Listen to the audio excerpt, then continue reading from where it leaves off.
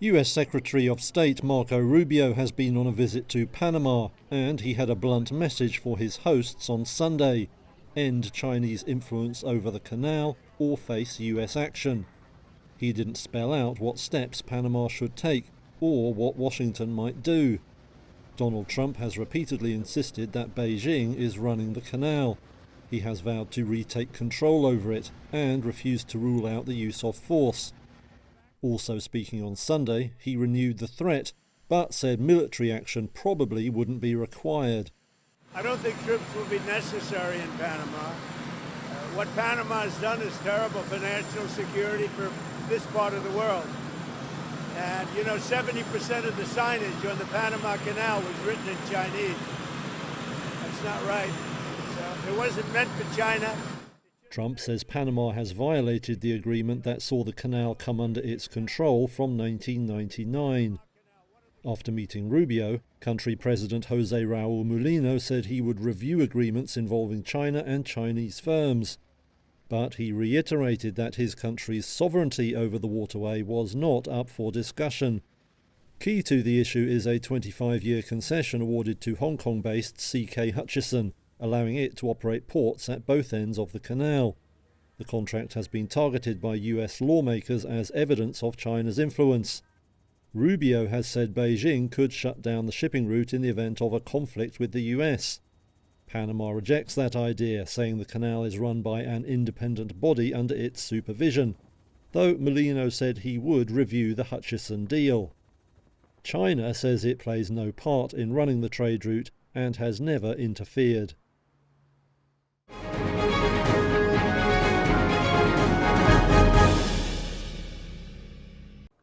Global markets are set for a fresh jolt on Monday after U.S. President Donald Trump launched a trade war with sweeping tariffs on Canada, Mexico, and China. Trump's 25% levy on goods from Canada and Mexico, along with a 10% tariff on China, could lead to financial turbulence, according to University of Sydney Business School professor Buhi Q. I would say the world entered into a period of high uncertainty.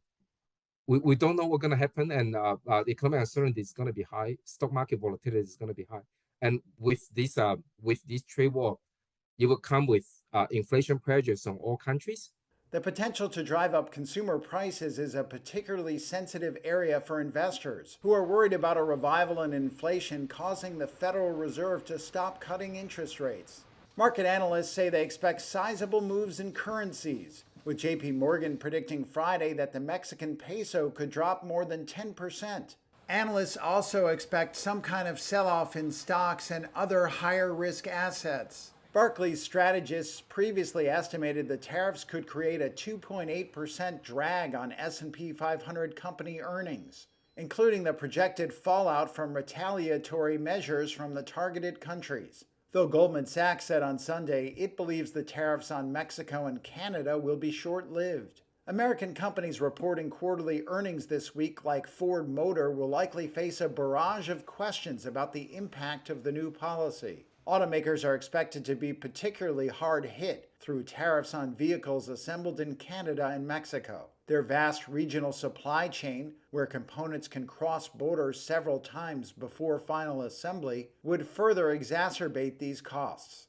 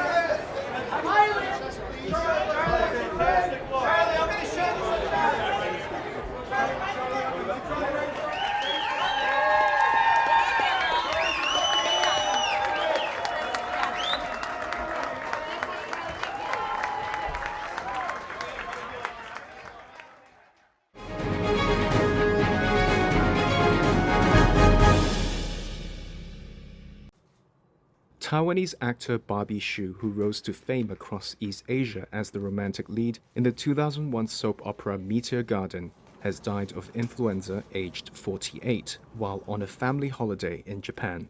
Her sister Di Hsu broke the news Monday, and it became the most sought-after topic on China's Weibo microblogging service. The sisters first found fame with their pop group SOS.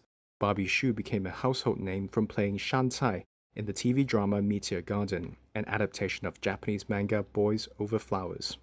Hsu's character was a poor teenage girl who attends a school for wealthy students and encounters 4 spoiled, arrogant boys known as the F4. Beijing had banned Meteor Garden in 2002, describing the Taiwan-made soap as electronic heroin for young people. The late Hsu had been married to Korean rapper Koo Jun-yup, also known as DJ Koo, since 2022. She left behind 2 children from a previous marriage with Chinese entrepreneur Wang Xiaofei.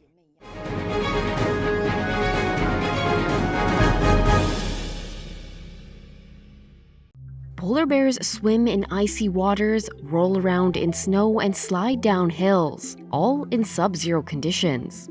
But whether swimming or sliding, their fur remains ice-free. Now a team of international scientists has identified why, helping explain how the species endures Arctic conditions. Ice doesn't build up on it, whereas send a human like me up to the Arctic, you'd see large tracts of snow and ice build up in my hairs and my eyebrows, beard if I had one.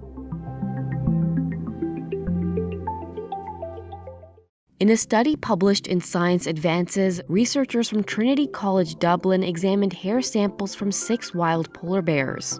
They found that the fur's sebum, a natural oily coating, contained cholesterol, diacylglycerols, and fatty acids, which significantly reduce ice adhesion.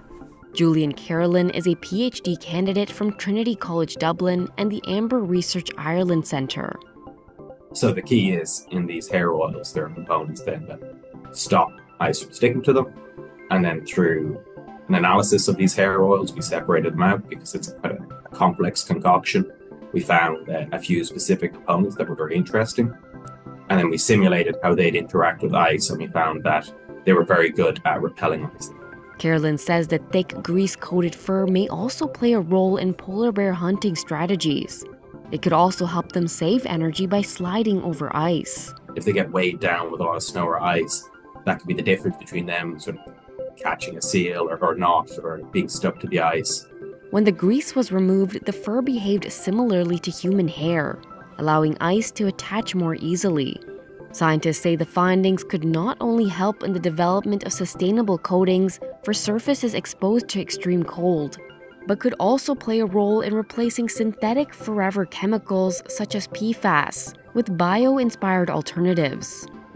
So if we could replace them with some of these hair oils, these more natural components, and sort of get rid of the issue of these forever chemicals, it'd be a great step forward.